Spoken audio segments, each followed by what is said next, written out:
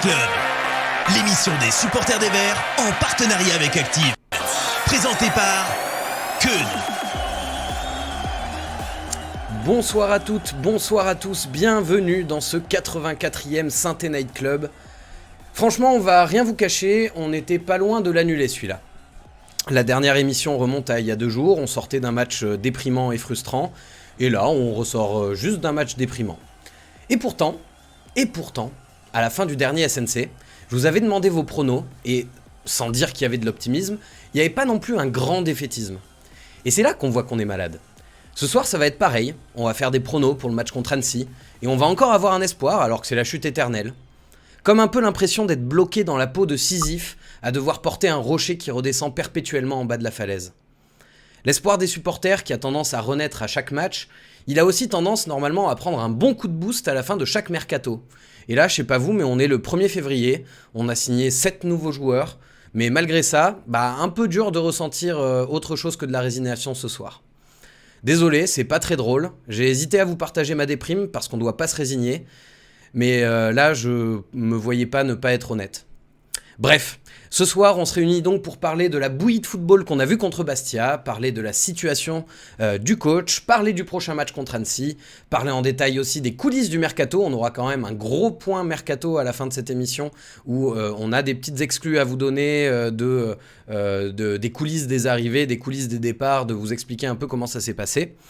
Et puis repartir de ce soir avec encore une petite lueur d'espoir, parce que quand on chante, on sera toujours là, on ment pas.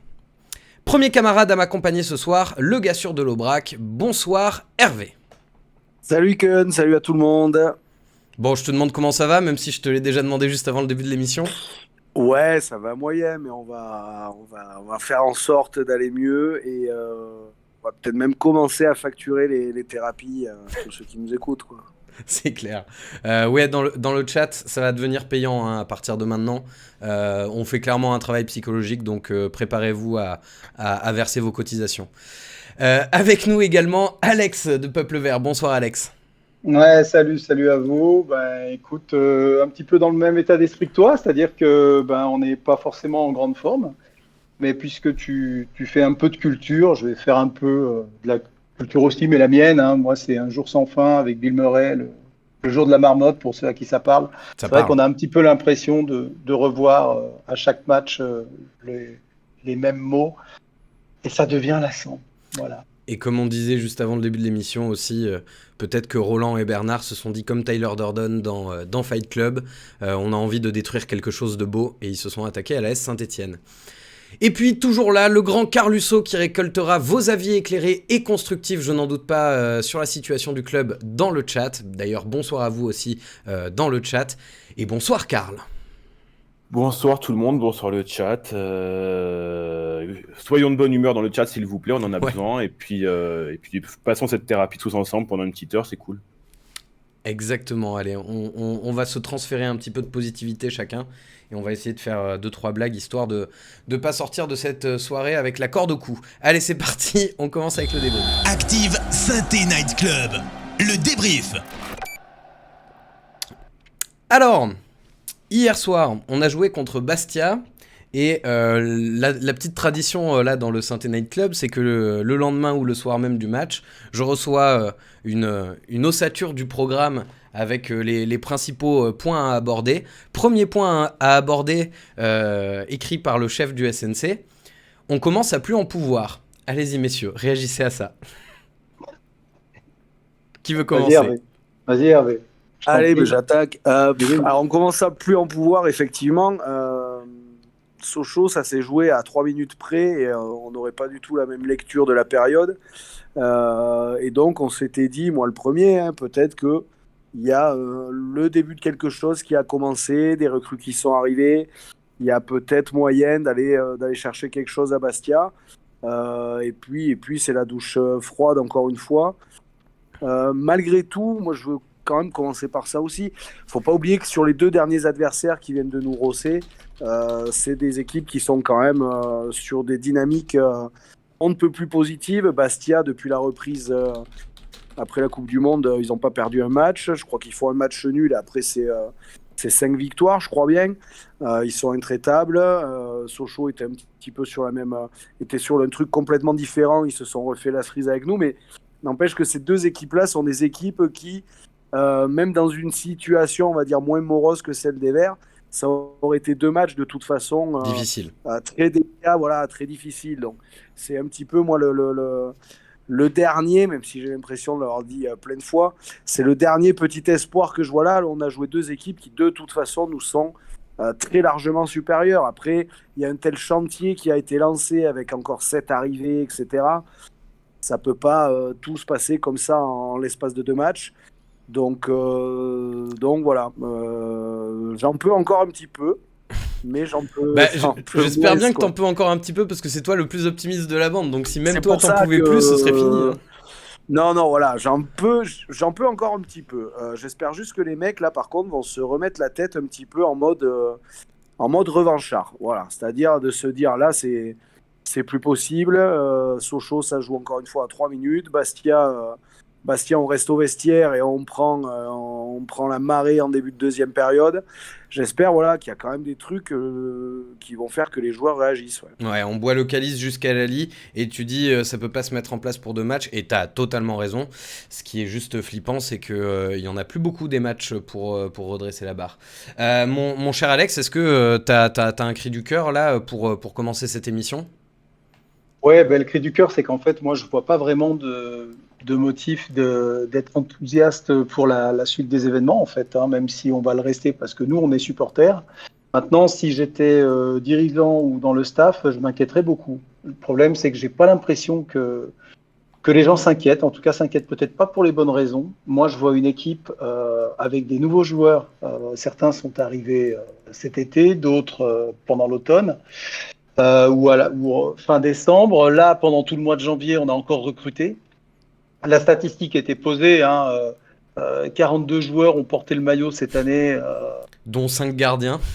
dont 5 gardiens. Ça c'est bon dire signe, ça sent la bonne odeur de club qui va bien ça. Ah oui, oui, complètement. Alors le 42 a beau être symbolique, mais on n'était peut-être pas obligé de l'atteindre pour avoir le symbole. Mais moi, ce qui m'inquiète beaucoup, c'est qu'aujourd'hui, on a l'impression quand même qu'on ne trouve pas la solution. Qu'il faut arrêter de croire que c'est la descente en Ligue 2 qui traumatise les gens. Ils sont quasiment plus là, tous ces joueurs qui sont descendus. Donc aujourd'hui, c'est des hommes neufs qui sont là, mais des gens, des joueurs, des entraîneurs, certainement peut-être aussi, un entraîneur et puis des dirigeants euh, qui travaillent peut-être pas dans le bon sens. Et ça, c'est ce qui m'inquiète parce que nous, on parle pelouse pendant qu'à côté, en fait, le problème est peut-être pas tant sur la pelouse que sur le banc de touche, avec un entraîneur qui, j'ai l'impression, d'interview en interview, est de plus en plus au bout de sa vie, quoi. Ouais. Alors oui, on parle de pelouse, mais on parle pas de Fabien Pelouse, hein, s'il y en a qui se demandaient dans le chat.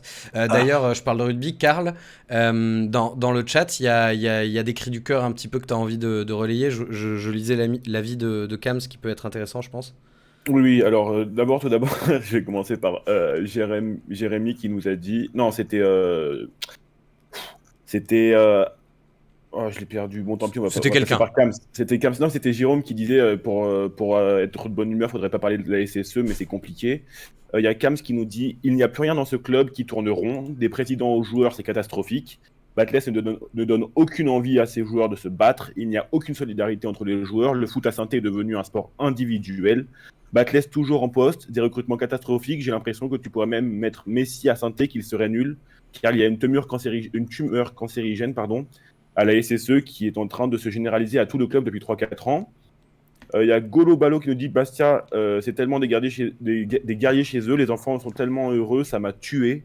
De Fanatique qui nous dit dans ce club, tout le monde dort et réagit 4 heures après. Leïla qui nous dit quand on voit le parcours de Bastia, on se dit qu'on peut renaître de ses cendres. Parce que ça sent le roussi pour notre club. Oui, mini parenthèse, mais c'est vrai que enfin, j'imagine que là, les gens qui sont là sont des suiveurs de football, mais on rappelle que Bastia a vécu une histoire similaire avec une lourde rétrogradation et que le club se reconstruit petit à petit depuis quelques années. Ensuite, il y a Céline qui nous dit éclairci de 3 rencontres et on est reparti dans les incohérences totales. On est vraiment pitoyable, dirigeants, joueurs, coach. Où et quand une réaction digne de notre maillot?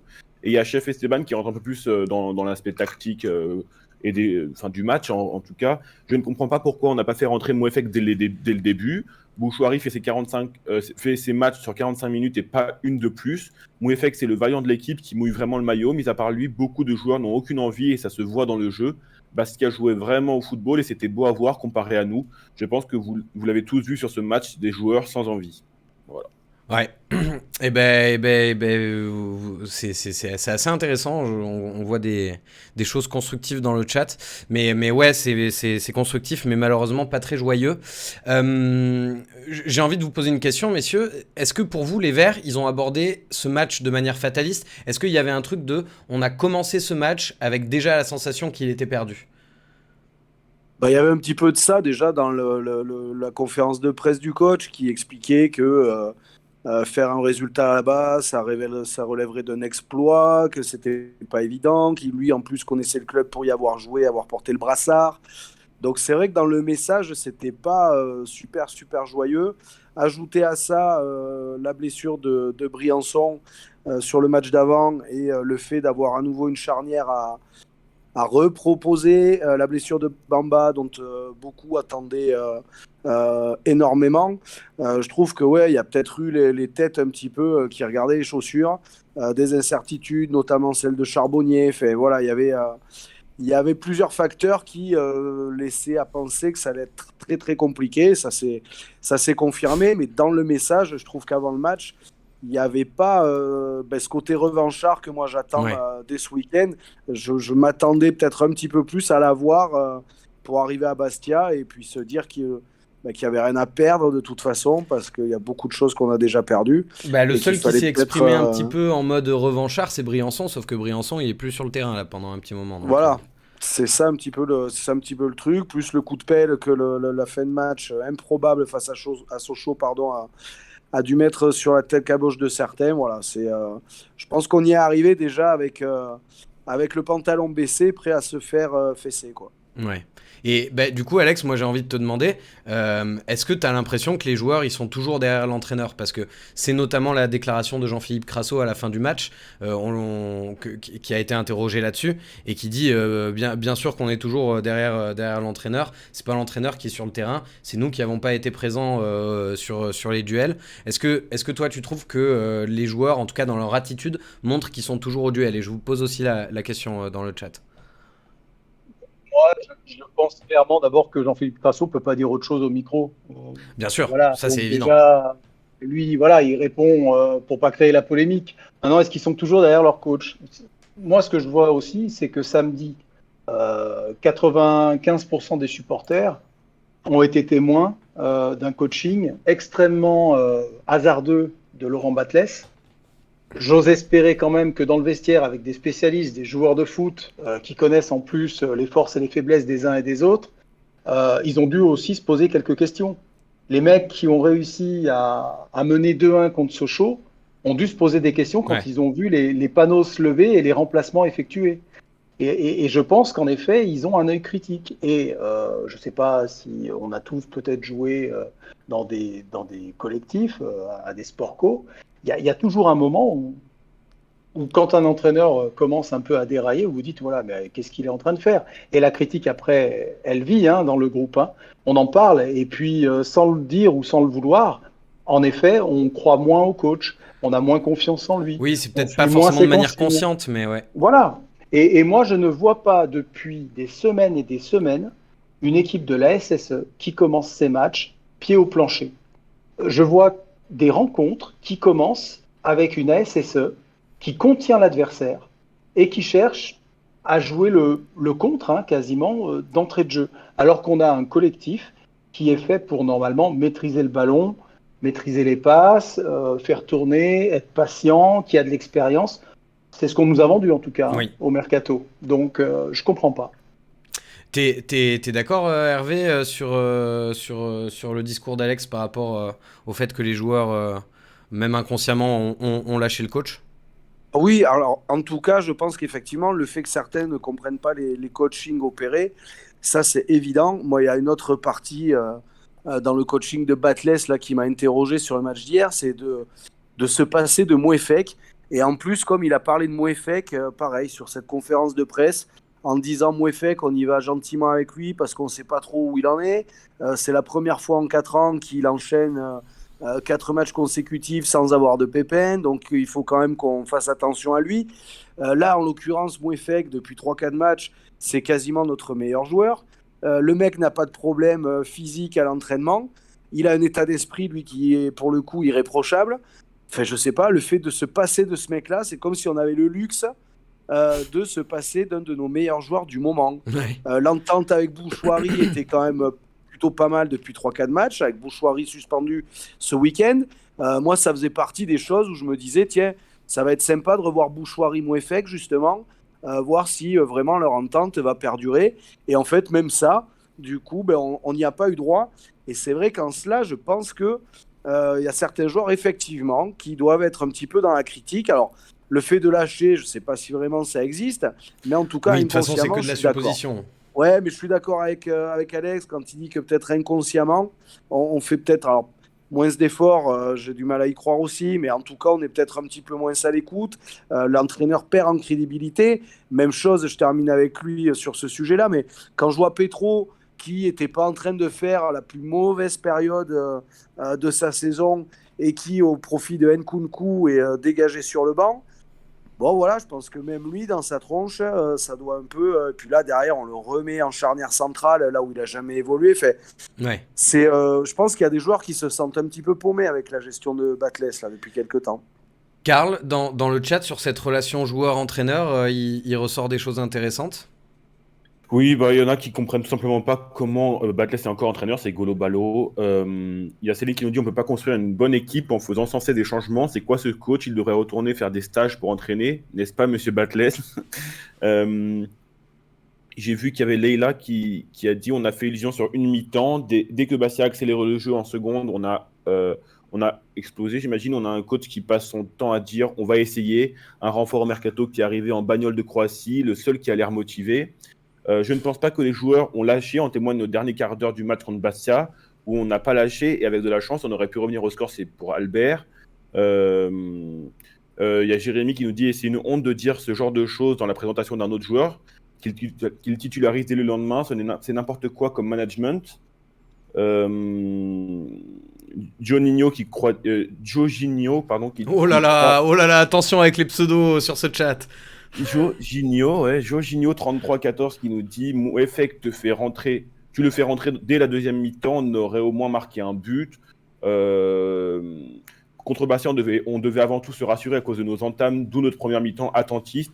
Et arriver 0-0 à la mi-temps pouvait être considéré comme une victoire. C'est Albert et son optimisme légendaire. Alors, et enfin, il y a Quentin Nouroche qui nous dit l'attitude corporelle de Batles est très inquiétante. ouais. Oh oui. Et Oh puis, oui, mais ça fait un moment qu'on en parle. Je me souviens de l'infâme Joss Randall qui en parlait déjà dans une chronique dès le début de saison. Il y a Smetme aussi qui dit oui, mais qui pour remplacer Batles? Et justement, j'ai envie de vous poser la question. C'est imaginons que la solution soit de changer le coach. Il y a un très bon article qui est sorti sur peuplevert.fr aujourd'hui qui en parle. Finalement, quand on regarde les 4 derniers coachs de la SSE, si tu regardes les stats, que ce soit Duprat, Printemps, Puel ou Batles, les stats sont globalement les mêmes. Donc les joueurs ont changé, le coach change, et pourtant la situation reste la même. Est-ce que renvoyer l'entraîneur, est-ce que changer d'entraîneur, ça pourrait réellement avoir un impact? Qu'est-ce que vous en pensez? Est-ce que vous êtes plutôt pro changement de coach ou non, de toute façon ça changera rien? Moi, je suis pas vraiment pro changement de coach. Disons que là, en plus, j'ai envie de dire, on avait la particularité de cette saison d'avoir une trêve pour la Coupe du Monde, Ouais. qui aurait pu laisser pas mal de temps à un éventuel nouveau coach pour venir un petit peu et prendre un petit peu le pouls du groupe, voir un petit peu qui il avait sous la main, est-ce qu'il aurait identifié des manques, etc. Donc je pense que ça aurait été à ce moment-là qu'il aurait fallu le faire. Là, maintenant, est-ce que ça changerait grand-chose? J'en sais rien du tout. Les joueurs qui sont arrivés, a priori, ont été adoubés par Batles. Donc, je sais pas, moi, ça me Printemps paraît un aussi, petit il a peu été adoubé par illusoire. Batles. Hein. Oui, non, mais voilà, mais ça me paraît un petit peu illusoire de se dire que ça va tout changer. Je viens de voir juste avant le début de l'émission que Niort en était à son deuxième changement de coach. Là, ils ont licencié De Almeida il y a pas très longtemps. Bon, voilà, moi je me rappelle dans 2003 où on était sensiblement dans la même situation à la même période, où on avait Fred Antonetti sur le banc. Et il y en avait déjà à l'époque qui commençaient à vouloir réclamer sa tête. Et puis finalement, avec des joueurs qui avaient fait un début de saison cata, il avait réussi à se sauver. Et puis après, à partir de la saison 2004, on se rappelle la belle histoire qu'il y avait eu. Donc, bon, voilà, moi aussi, là, je m'accroche un petit peu à ça, quoi. Ouais, mais Fred Antonetti, Hervé. Fred Antonetti, pas Laurent Batles. Ah, je suis d'accord, oui, je suis d'accord. Tu vois la différence, c'est que on avait un meneur d'hommes, on avait un gars qui dans le vestiaire pouvait dire des choses assez crues, assez dures. Là, j'ai la sensation que Laurent Batles en est peut-être capable, mais que ça n'atteint pas ceux que ça doit atteindre. On a des comportements de joueurs avec Laurent Batles depuis le début de saison qui sont redevables d'être arrivés jusqu'à Saint-Étienne parce qu'ils les voulaient, qu'ils lui ont absolument pas rendu sur le terrain. Aujourd'hui, Laurent Batles, il est aussi. Moi, je suis un peu en colère et j'ai de la peine pour lui, quoi.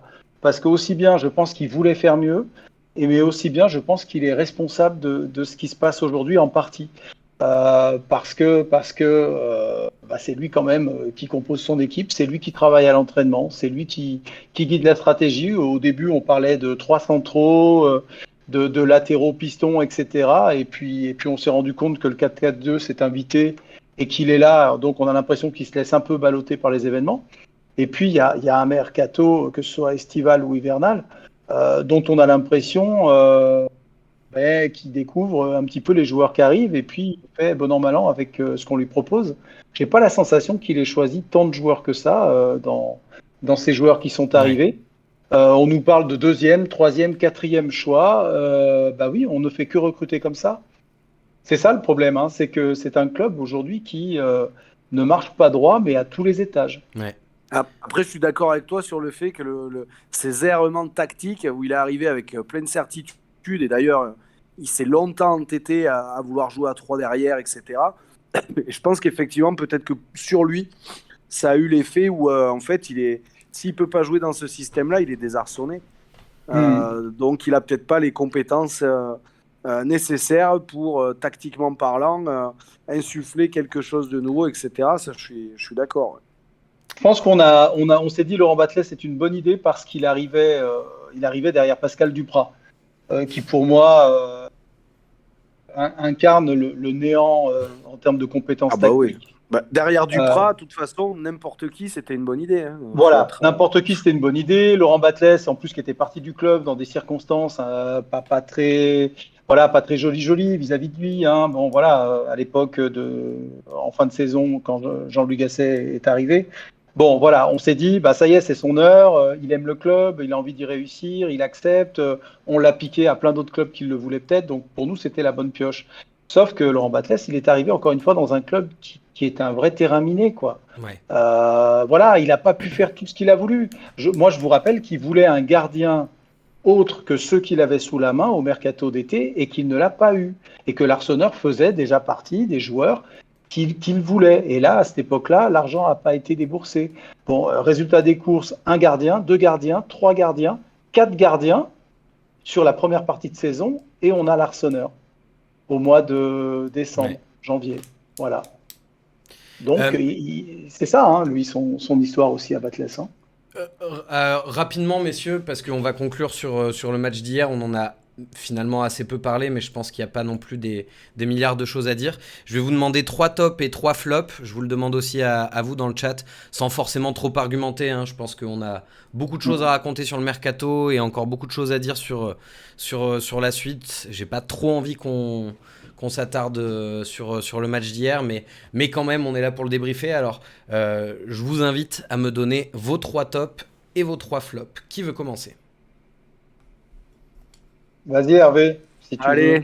Allez, en top, je mettrais l'Arseneur parce que déjà, bon, le péno, il est pas loin de le sortir. Il sort 2-3 gros arrêts. Et après, le but qu'il met, même si nous, ça nous fait mal au joufflu, c'est pour voir des buts comme ça quand on regarde le foot. Donc le deuxième but qu'il prend, bon, il n'y a pas grand-chose à lui Oui, il peut pas reprocher grand-chose, dessus. ouais.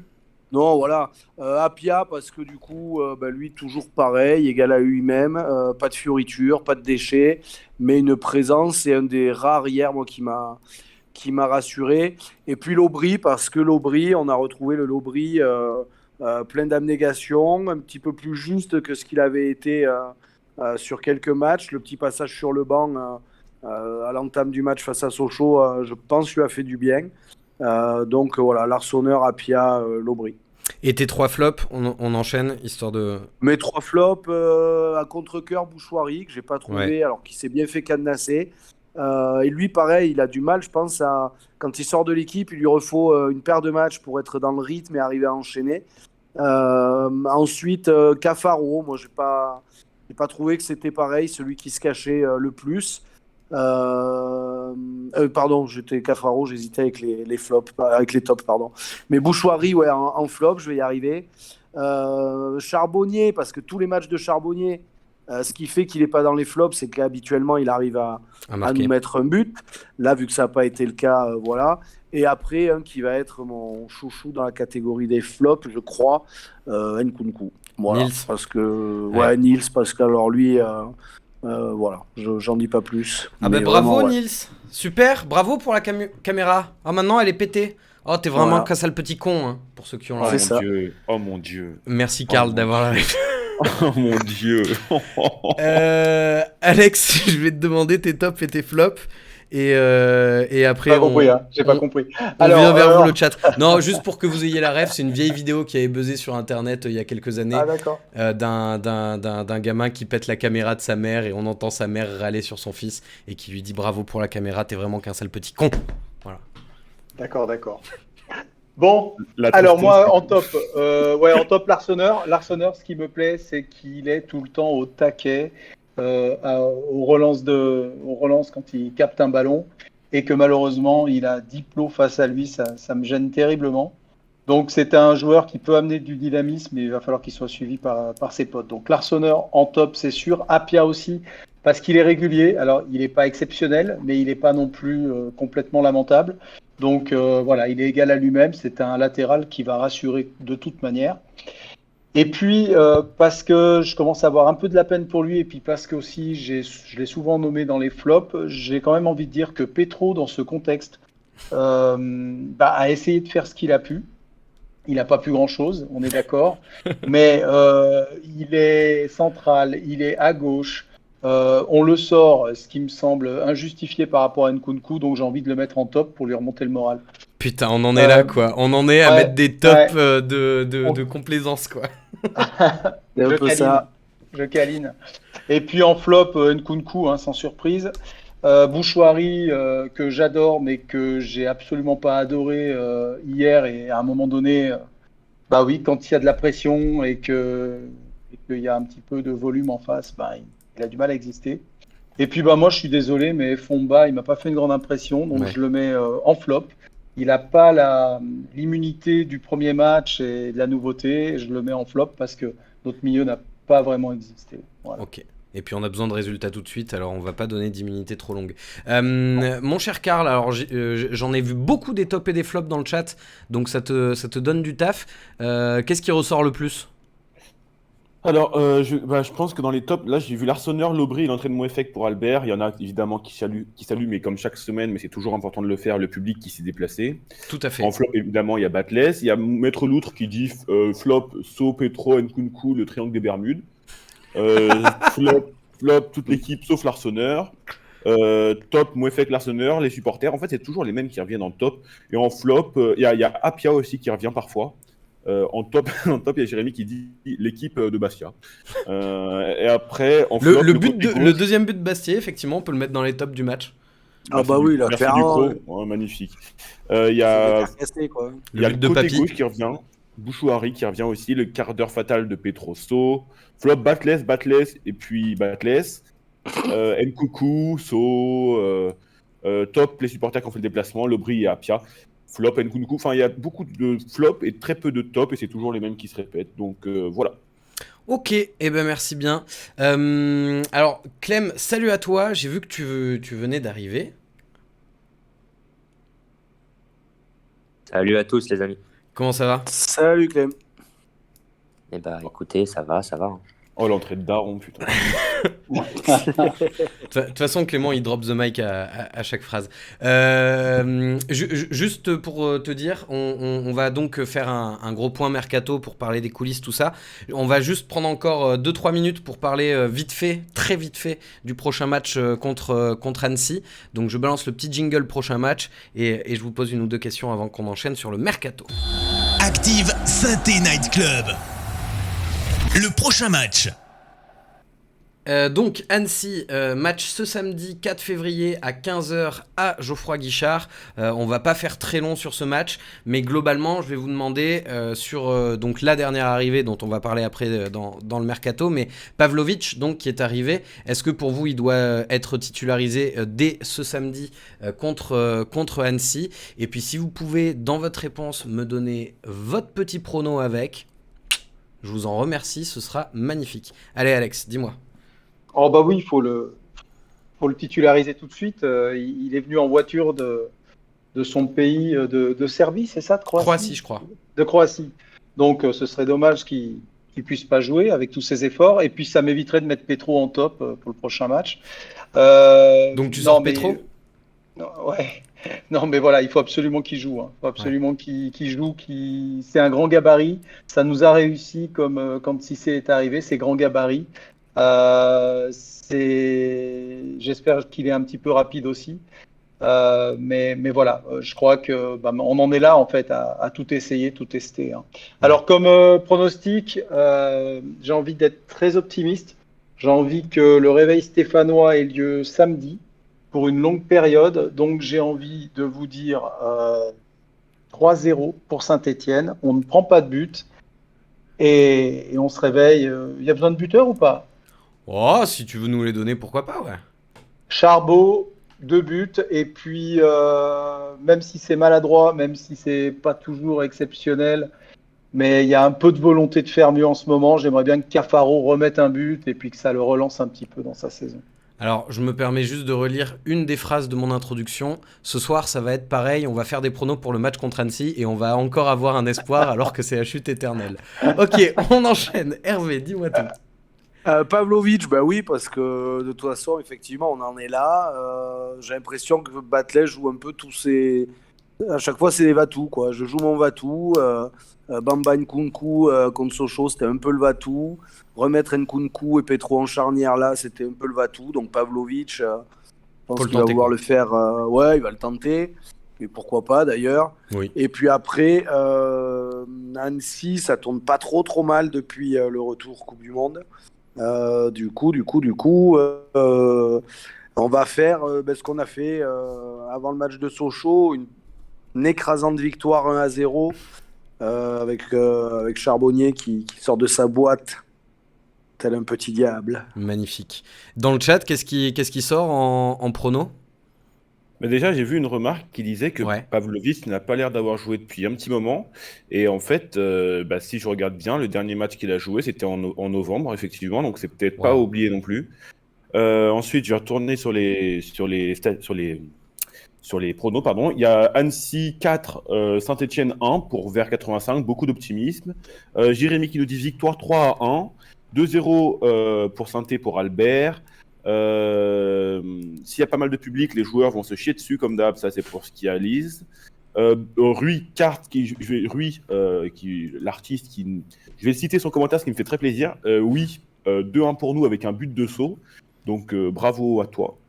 3-1 Charbot 2 fois, Bouchouari un but. 1-1 et Batles et Limogé pour Gaël. Saint-Étienne cool 4-1. Victoire 1-0 pour Jorginho, je vais faire gaffe maintenant. Donc voilà. Ok, bon, de toute façon, effectivement, on a un petit peu d'espoir, mais si on n'en a pas maintenant, ce sera pas en juin qu'il faudra en avoir. C'est le moment de passer à la partie Mercato, et on va commencer en parlant donc un petit peu des arrivées, un petit peu des départs. On va parler aussi des dossiers qui auraient pu se faire et qui n'ont pas été faits, et on va parler des coulisses de tout ça, de comment ça s'est passé avec quelques petites exclus. Je te laisse la parole, mon cher Clem. En effet, on va commencer avec les arrivées, hein. Donc la SSE a mis le paquet sur ce mercato. 7 joueurs ont débarqué dans le Forez. Le premier d'entre eux, Gaëtan Charbonnier. Donc il avait signé en décembre en tant que joker. Il était déjà suivi cet été, mais c'était pas possible à cause d'une blessure. Donc là, le Triumvirat a voulu le sécuriser le plus vite possible en frappant un grand coup. Donc ils ont mis le paquet sur le salaire. Voilà, financièrement, c'est très correct. Et donc Charbonnier, première recrue des Verts dans ce mercato en provenance d'Auxerre. Il a signé jusqu'à la fin de la saison. Ok, juste avant qu'on passe aux arrivées suivantes, vous trouvez qu'il s'est bien intégré, Charbonnier? Est-ce que c'est la bonne pioche de ce mercato? Ou est-ce que, comme tu le disais Hervé tout à l'heure, si on enlève ses buts, qui sont certes très importants, il fait quand même des matchs pas forcément très aboutis? Ben oui, l'un n'empêche pas l'autre. Il fait des matchs pas très aboutis, ça c'est sûr. Il a par contre cette capacité à pouvoir marquer à n'importe quel moment dans un match. Et ça, c'est un type de joueur en fait qu'on a surtout vu nous faire mal depuis des années, mais qu'on n'a jamais eu à Saint-Étienne, quoi. Le mec qu'on voit pas pendant 70, 80 minutes et qui arrive à point nommé pour mettre un but. Donc oui, à la fois son influence sur les matchs, je pensais qu'il en aurait un petit peu plus. Après, je pense qu'il a une influence malgré tout sur les premiers pressings, un petit peu sur le côté rébellion. Je pense que lui va commencer aussi à secouer un petit peu les partenaires. Ça fait maintenant un bon mois qu'il est arrivé. C'est vrai que dans les Mais petites vidéos après, d'Inside, on le voit parler un petit peu dans le vestiaire aussi. c'est ça, donc du coup, non, son réalisme nous fait vraiment du bien, donc plutôt une très bonne pioche, quoi. Alex? Ouais, très rapidement, le dernier qu'on a eu, buteur un petit peu comme ça, qui pouvait faire plein de mauvais matchs, mais marquer quelques buts, ça reste quand même Robert Beric, avec la J'allais dire personnalité en Brandao, moins. mais Ouais, non, Brandao, ouais, c'est sûr, c'était il y a 10 ans déjà. ouais, c'est trop vieux là. Non, non, mais Beric n'avait pas cette personnalité et n'allait pas au charbon, surtout depuis sa blessure. Donc c'est assez dur de les comparer, mais en tout cas, caractéristique, je suis transparent, mais je peux mettre un but, comme dans le derby à la 90e minute sans avoir été bon. On est sur des profils similaires. Ouais. Ouais. Et on va en avoir besoin pour se maintenir. Donc première arrivée, pour l'instant on va dire plutôt satisfaisante quand même. Ensuite, la SSE s'est renforcée avec l'arrivée de Denis Sapia en provenance de Nantes. Donc il a été libéré par les Canaries. Et il était en contact avec Saint-Étienne depuis novembre. Le salaire qui lui a été proposé également est conséquent pour un salaire Ligue 2. Il arrive en fin de contrat à Nantes, donc il a entre guillemets sauté sur l'occasion. À noter qu'il est avec la boîte d'agence Talk to My Agents, qui représente aussi l'Arseneur et Nkunku, et dont les liens sont très très bons avec le club, disons. Ah, peut-être que Nkunku ça vient de là du coup. Ok, bon ça ce sera à creuser alors. L'arrivée de Denis Sapia, bon, là pour le coup je pense qu'on en a déjà pas mal parlé, dans l'émission de lundi notamment on en avait dit pas mal de bien, un joueur qui fait pas trop de bruit mais qui pour l'instant est propre et fait ce qu'on lui demande. C'est suffisamment rare pour être signalé. Est-ce que vous voulez rajouter quelque chose, Hervé et Alex, ou on passe à la suite? Je rappelle ce qu'on avait dit lundi, il fait pas de bruit parce qu'il marche sur la pointe d'Apia. Oui, exactement, tout à Voilà. fait, merci de citer les Je t'en grands prie, auteurs. je t'en prie. Voilà, c'est toujours. Ensuite, Gauthier Larsonneur.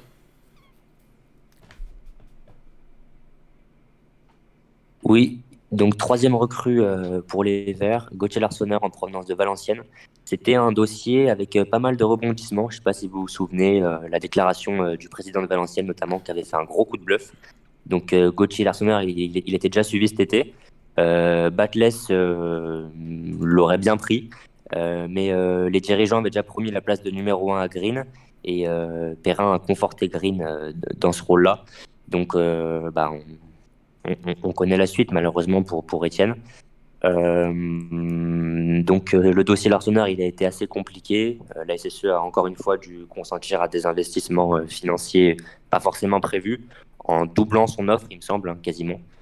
Et Larsonneur, comme je viens de le dire avant, avec la boîte d'agence de Apia et de Nkunku, avec qui on a beaucoup travaillé sur ce mercato d'hiver. Pour l'instant, si on regarde les 3 premières recrues, il y a quand même des motifs d'espoir. Gauthier Larsonneur aussi, pareil, j'ai l'impression qu'on est tous à peu près convaincus de ses premiers matchs, malgré le fait qu'il en prenne deux hier soir, je me trompe. Oui, Ouais, pareil, ouais. là. Vas-y, pardon, Alex. Excuse-moi, Hervé. Ouais, c'est une bonne pioche. C'est clairement quelqu'un qui est un vrai gardien, un vrai meneur d'hommes aussi, un meneur de défense, qui insuffle, je trouve, en tout cas qui essaye d'insuffler de la confiance, qui guide beaucoup, qui parle beaucoup, qui essaye d'être toujours dans une attitude dynamique. Alors lui, pour le coup, le body language, c'est hyper positif. Maintenant, il faut qu'il soit suivi, quoi. Il faut Ouais. qu'il soit vraiment suivi. Hervé, quelque chose à rajouter sur Larson? Non, il faut qu'il soit suivi. C'est vrai qu'en termes d'engagement et de vouloir un petit peu remuer tout ça, on a Larsonneur à un bout du terrain et Charbonnier à l'autre bout. Donc il va falloir arriver à la fameuse colonne vertébrale. Il va falloir arriver à trouver un petit peu les pièces manquantes, quoi. Mais oui, dans l'attitude, très très bon. Et puis voilà, hier, le deuxième but qu'il prend, bon voilà, on peut pas vraiment lui reprocher. Ouais. Voilà, grand-chose. Après ces 3, on va dire, satisfactions pour l'instant du mercato, arrive Nils Nkunku, mon cher Clément. Exactement. Donc Niels Nkunku, déjà on va faire un petit point sur lui. C'était pas la priorité, très clairement. Il y Ça avait d'autres rassure un joueurs petit qui peu, étaient. du coup. Oui. Il faut aussi le dire. Il faut aussi le dire. C'était pas le joueur qui était visé en priorité du tout. Mais les priorités se sont pas faites, notamment un joueur, latéral gauche du coup, qui était remplaçant dans son club. Les discussions étaient plutôt avancées et son titulaire s'est blessé, donc ça a venu à capoter, alors que c'était pas fait, mais c'était plutôt en bonne voie. Tu connais Donc encore une l'identité fois, de ce fameux joueur? on peut pas la révéler, malheureusement. Toujours pas. Ok. Même si le mercato est fini, on peut pas la révéler. Et donc du coup, voilà, une fois que ce dossier-là était mort et que d'autres dossiers étaient morts, on s'est rabattu sur Nielsen Nkunku, qui est du coup de l'agence de Larsonneur et Apia. Mais quand tu dis on peut pas la révéler, là, genre si je mute le micro, tu peux nous le dire à nous? Je suis curieux, Oui, moi. je te fais confiance, Ken. Non, mais on verra ça après l'émission. Oui, on en parlera tout à l'heure. Ouais. Bon, Nils Nkunku, évidemment, on va pas le crucifier dès son arrivée, mais c'est vrai que pour l'instant, ce qu'il a montré, que ce soit en entrant en jeu ou avec les 2 titularisations, on va pas se mentir, là, c'est assez catastrophique. Hervé, tu m'as dit Oui, qu'il allait clairement. être abonné au flop. Ah bah oui, moi déjà sur la première entrée en jeu qu'il avait fait, il était rentré à peu près en même temps que Kader Bamba. Autant Bamba, on avait vu tout de suite un petit peu les qualités et puis ce qu'il allait nous amener. Autant Nkunku, j'avais vraiment trouvé son entrée hasardeuse et puis pas du tout convaincante. Et puis derrière, il y a 2 titularisations, moi qui me rassurent absolument pas. Effectivement, balle au pied, il est un petit peu plus adroit que ne l'est Petro, mais par contre défensivement, moi je tremble à chaque fois que ça arrive dans sa zone. Et de toute façon, sur les 5 buts qu'on prend sur les 2 derniers matchs, il y en a quand même 2 ou 3 qui arrivent de ce côté-là, quoi. Donc, Ouais. Ouais. non, ouais. Et on risque d'être ciblé par nos futurs adversaires sur ce côté-là, parce qu'ils vont vite s'apercevoir de la supercherie. Alex, t'es d'accord? Ouais, je suis d'accord. J'aimerais juste le voir dans un système à 3 défenseurs axiaux. Parce que Pour qu'il ait moins à c'est peut-être défendre là, et plus à attaquer. ouais, c'est peut-être Oui, là qu'il voilà. nous mettra le moins en danger. Mais honnêtement, pourquoi avoir laissé partir Silva pour le remplacer par Nkunku? Pour l'instant, je vois pas la plus-value en fait, hein. Ouais. Ni même Troco, hein. Pour moi, on n'a pas récupéré un joueur qui montre de meilleures choses. On va peut-être le laisser arriver. Il y a peut-être d'autres qualités qu'on n'a pas vues, mais franchement, c'est pas enthousiasmant. Ouais, ça fait un peu peur ce recrutement-là. On verra ce que dira l'avenir. Kader Bamba. Ouais, je précise juste parce que j'ai oublié, Nice Nkunku, c'est un prêt avec option d'achat de la part d'Everton. Et donc du coup pour Kader Bamba, prêté par le FC Nantes, lui sans option d'achat par contre, il était en froid avec son coach Antoine Comboiré, prise en charge du salaire à 100% par la S Saint-Etienne. Et donc voilà, il est arrivé le même jour que Nice Nkunku. Kader Bamba, bon bah on a eu un premier aperçu plutôt positif, mais derrière c'est 4 à 6 semaines d'absence suite à sa blessure lors du match contre Sochaux. Voilà, c'est ça. Ouais. Je vais m'y retrouver. Kader Bamba, Alex, un mot à te dire? Ouais, Kader Bamba a fait de bonnes choses, notamment son premier match, où il amène clairement le but stéphanois du côté de Niort, c'est ça, il me semble. Euh, Ouais. Bon, c'est un joueur qui en effet a des qualités, on le voit, qui a des capacités de dribble, d'accélération. Il a l'air d'être assez bon centreur. Il repique vers l'axe. Bon, il est vraiment à voir sur la durée, mais voilà, il fait partie de la grande série de joueurs qu'on recrute et puis qui se blessent quasiment pour un quart de saison, quoi. Ouais. C'est un peu dommage. Comme l'immense Enzo Crivelli C'est ça. que l'on a recruté l'an passé. Parce que oui, en plus des 4 à 6 semaines de blessure, derrière, il y aura la réathlétisation et la remise en forme pour revenir sur le terrain. Hervé? Ouais, même chose, plutôt un a priori positif sur les premières minutes qu'il avait fait. Mais après, ben voilà, c'est encore un joueur, tout est dit, quoi. C'est un joueur qui rejoint la longue liste de gars qui arrivent à Saint-Étienne, qui se blessent. Et si ça continue pour lui, l'année prochaine, il va tout casser, puisqu'il y a beaucoup de joueurs qui passent chez nous en étant blessés et qui, dès la saison d'après, arrivent à retrouver toutes leurs sensations, leur football et font des bons matchs, quoi. Anthony Modeste, qui était arrivé chez nous, C'est ça. qui a profité de l'infirmerie stéphanoise et qui est retourné claquer des buts en Bundesliga. Ça, je l'ai Voilà. encore un peu mauvaise. Exactement. On enchaîne avec donc 2 arrivées qui là sont beaucoup plus récentes. Un joueur qui a pu jouer un match et un joueur qui n'a pas encore pu jouer. On commence avec Lamine Fomba. Et oui, Lamine Fomba, donc milieu de terrain qui évolue à Nîmes. Il est arrivé en fin de contrat en juin. De base, son président ne voulait vraiment pas du tout le lâcher, mais vraiment pas. Cependant, donc les intérêts sont arrivés, étaient de plus en plus insistants. Nîmes a recruté entre-temps au milieu de terrain. Donc le président de Nîmes a ouvert la porte à un départ. Résultat, il s'est engagé avec les Verts jusqu'en 2025 et plus une année en option. Montant du transfert 500 000 € et un pourcentage à la revente également. Et il est important de préciser que sur ce dossier, Lamine Fomba était en concurrence notamment avec Marco Ilaimaritra, si je prononce bien, de Charleroi.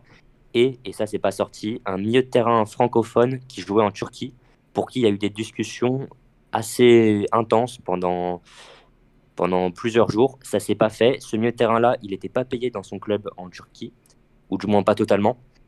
Et encore une fois, malheureusement, je peux pas vous révéler le nom. Je pourrais te le dire en off tout à l'heure, Kevin, si tu veux. Désolé pour les auditeurs. Mais voilà, un milieu de terrain francophone qui joue en Turquie. Si vous regardez la liste des milieux de terrain francophones qui jouent en Turquie, vous devriez pas avoir trop de mal à trouver. Ok, Dak. Karl, je vais faire appel à toi. Lamine Fomba, je vois que dans le chat, c'est assez dur après sa première prestation. Alors, il y a Zach Achari qui nous dit le pire avec Fomba dans son interview, ça m'a fait énormément rire. Il a dit: je n'ai pas hésité à venir malgré le mauvais placement. Mort de rire avec Nîmes, c'est la même chose, vraiment un pauvre type. Bon, c'est un peu sévère après un seul match quand même. Mais, ça tire à balles réelles. Voilà, après j'ai pas vu, enfin j'étais sûr. Voilà, oui. Non, mais c'était juste histoire de te réveiller, t'inquiète. Je te déteste. Merci, moi aussi, je t'adore. Voilà. Non, mais ouais, Lamine Fomba, bon, là c'est un peu tôt pour tirer des conclusions. Mais c'est quand même un transfert qui, sur le papier, est prometteur. On est d'accord, vu les prestations qu'il réalisait avec Nîmes, Hervé.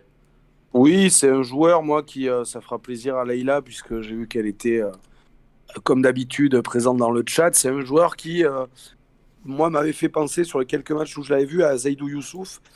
Mais attention, Zaidou Youssouf, plutôt bon, pas le Zaidou Youssouf qui se trompait entre la chaussure gauche et la chaussure droite.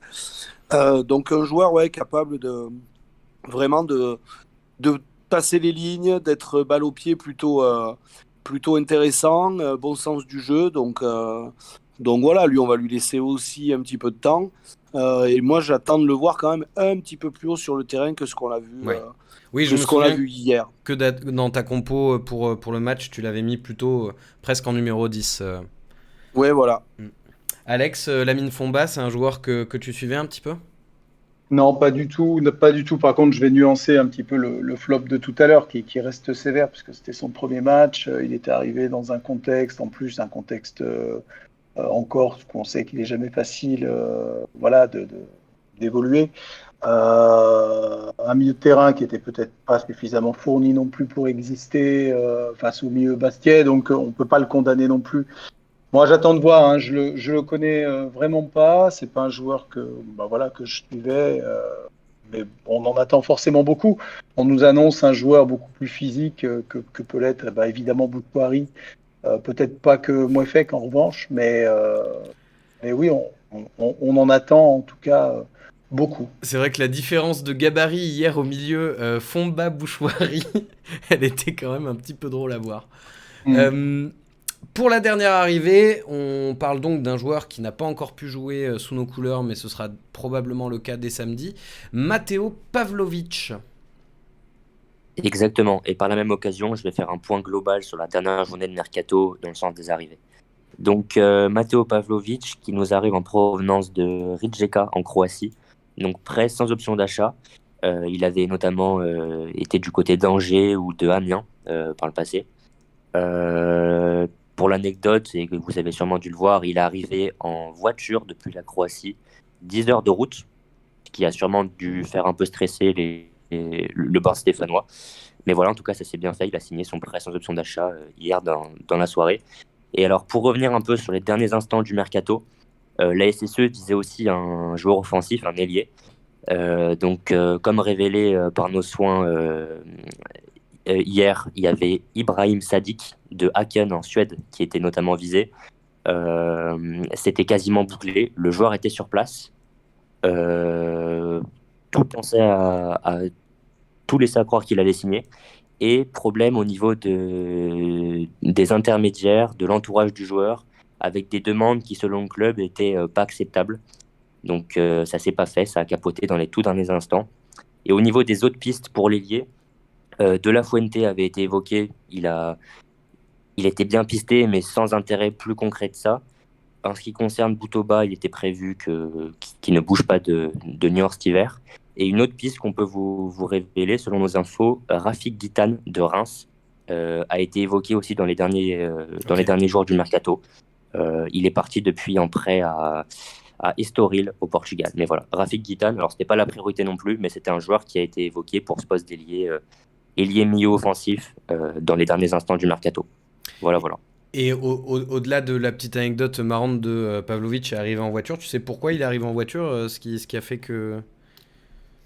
Aucune idée. Non, ok. C'est très surprenant, mais aucune idée. Il avait envie de se faire des petits kilomètres.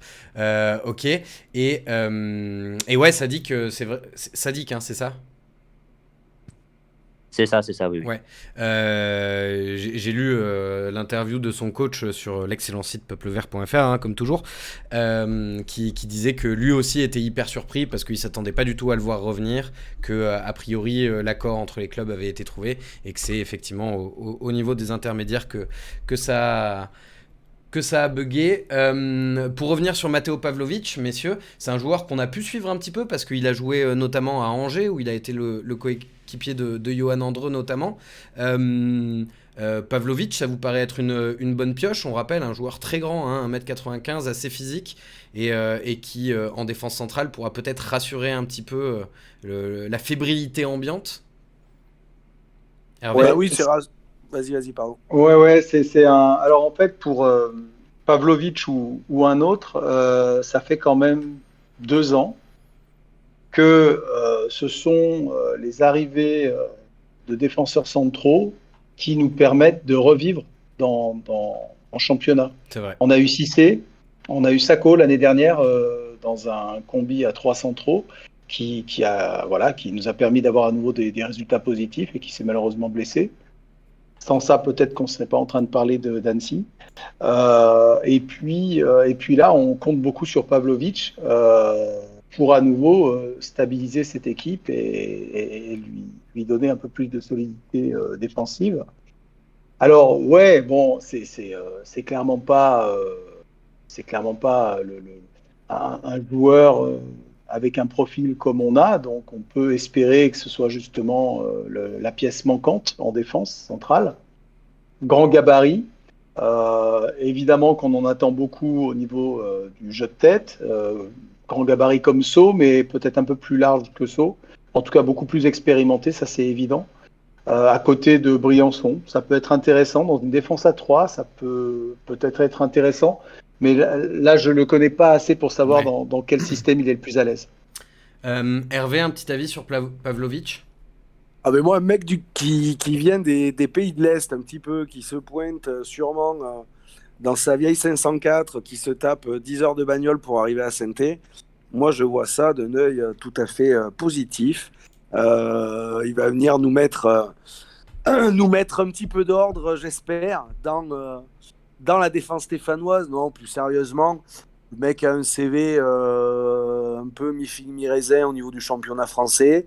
Il va amener effectivement du gabarit. Lui aussi peut faire partie des joueurs qui, en termes d'état d'esprit, vont essayer d'amener un petit peu plus d'envie et de grinta que certaines le démontrent depuis le début de saison.